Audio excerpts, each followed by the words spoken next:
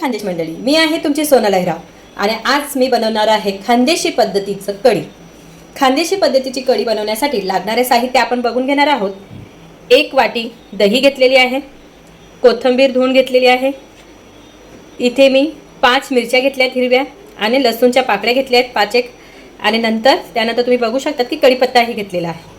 आता हे हिरवी मिरची आणि लसूण हे जे आहे ते आपण मिक्सरच्या छोट्या भांड्यामध्ये टाकून घेणार आहोत आणि छान असं फिरून घेणार आहोत। जे आहे ते मी बारीक करून घेतलेलं आहे। आता आपण एका पातेलीमध्ये मी हे जे 1 बाउल दही घेतली होती ती दही या पातेलीत टाकून घेणार आहे।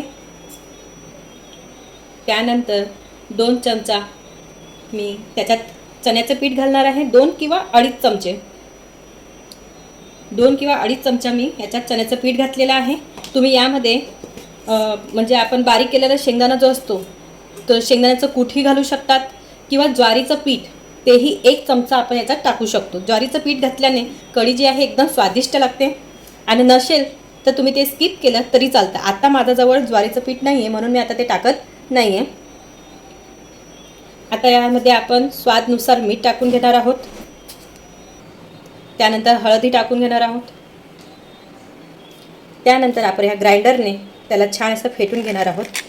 थोडं पाणी टाकून घेऊया, अर्धा ग्लास पाणी टाकून घेणार आहे आणि परत त्याला छान असं फेटून घेणार आहे। आपल्याला तोपर्यंत फेटायचं, याच्यात गुठळ्या राहत नाही ते फेटायचं आहे। हे बघू शकतात की दही आणि पीठ किती छान एकजीव झालेलं आहे, एकही गुठळ्या त्यात राहिलेल्या नाही आहेत। आता आपण एक पातेली ठेवून घेऊया। पातेलं ठेवल्यावरती याच्यात आपण तेल टाकून घेणार आहोत। तुम्ही तेलाऐवजी घी पण वापरू शकतात, घीने पण छान असं त्याचा टेस्ट येतो, पण माझ्या मुलांना घी आवडत नाही म्हणून मी यामध्ये तेल घालत आहे।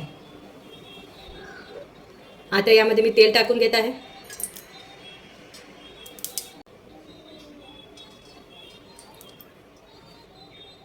तेल तापल्यावरती आपण याच्यात कढीपत्ता आणि जिरं राई घालून घेणार आहे। तेल तापून झालेलं आहे, यामध्ये मी आता जिरं आणि राई टाकते।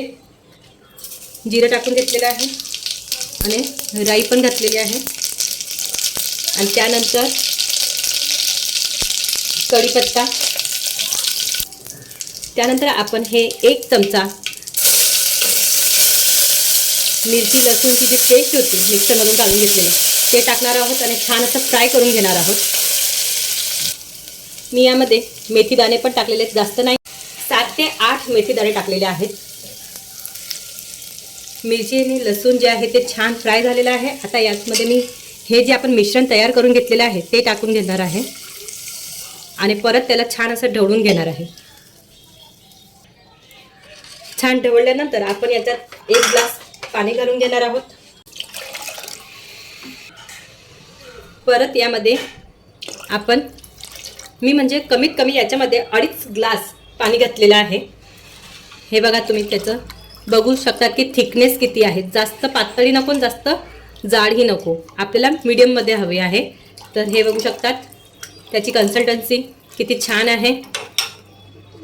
आता याला आपल्याला झाकण न लावता शिजवून घ्यायचं आहे, छान उकळी काढून घ्यायची याची।